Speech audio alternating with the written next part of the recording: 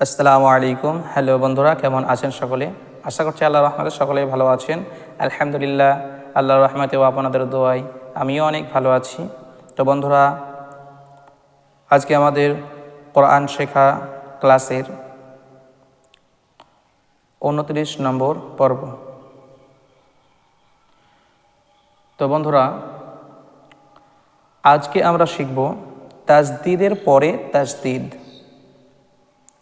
তো চলুন বন্ধুরা, দেরি না করে ক্লাসটি শুরু করা যাক। তো এখানে দেখুন, আমরা জানি যে তাজদিদে এক প্রকার জোর ধাক্কা হয়। তো সেই জন্য আমরা একটু শক্ত করে পড়ব। আইন লাম জের ইল, লাম ইয়াজের লি, ইল্লি, ইয়াও পেশ ইউ, ইল্লি ইউ, নুন জাবারনা, ইল্লি ইউনা, ইল্লি ইউনা, ইল্লি ইউনা। বন্ধুগণ, আমার সাথে সাথে আপনারাও যদি বলতে থাকেন, অবশ্য বিষয়টি আপনাদের কাছে স্পষ্ট হয়ে যাবে।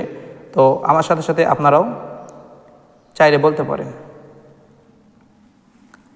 ইয়া জা জাবার ইয়াজ, জা কাফ জাবার জাক, ইয়াজ জাক, কাফ খারা জাবার কা, ইয়াজ জাক্কা, ইয়াজ জাক্কা, ইয়াজ জাক্কা। ইয়া জাল জাবার ইয়াজ, জাল কাফ জাবার জাক, ইয়াজ জাক, কাফ জাবার কা, ইয়াজ জাক্কা, র পেশ রু, ইয়াজ জাক্কারু, ইয়াজ জাক্কারু। দেখুন, এখানে একটি বিষয় আমরা জানি, জাল কিন্তু পাতলা হবে। এখানে যেন ইয়াজ জাক্কা পড়া যাবে না, তার কারণ এটা কিন্তু শক্ত হবে না, এটা খুবই নরমভাবে ইয়াজ ইয়াজ ইয়াজ পাতলা করে জাল উচ্চারণ করবেন। ইয়াজ জাক্কারু, ইয়াজ জাক্কারু। এরপরে দেখুন, মিম জা পেশ মুজ, জা মিম জাবার জাম, মুজাম, মিম জের মি, লাম পেশ লু, মুজাম্মিলু, মুজাম্মিলু। এখানে দেখুন, মিমের ওপর তাজদিদ এসেছে, সেজন্য আমরা মিমকে এক আলিফ পরিমাণ গণ্য করব। আমরা পূর্বে শিখেছি নিয়মটি অবশ্য।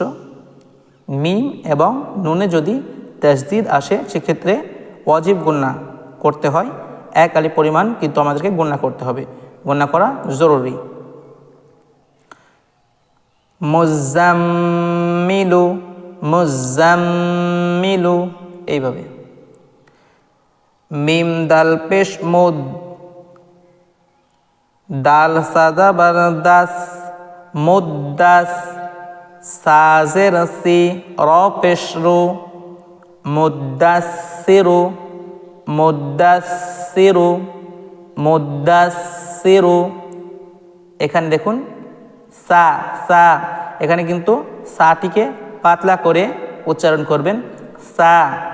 মুদ্দাসিরু, মুদ্দাসিরু। এখানে কিন্তু সা পড়লে ভুল হবে, সা পড়া যাবে না, খুবই পাতলা করে সা পড়তে হবে, সা সা। মুদ্দাসিরু, এইভাবে।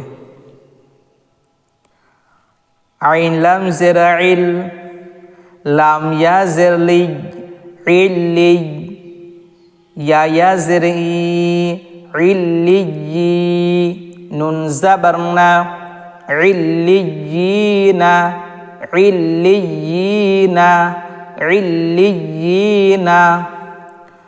তো বন্ধুগণ, আশা করছি তাজদিদের পরে তাজদিদ কিভাবে পড়তে হয় আপনারা বুঝতে পেরেছেন।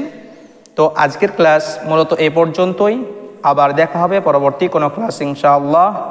আমার জন্য দোয়া করুন এবং সুস্থ থাকুন, ভালো থাকুন। আসসালামু আলাইকুম ওয়া রাহমাতুল্লাহি ওয়া বারাকাতুহু।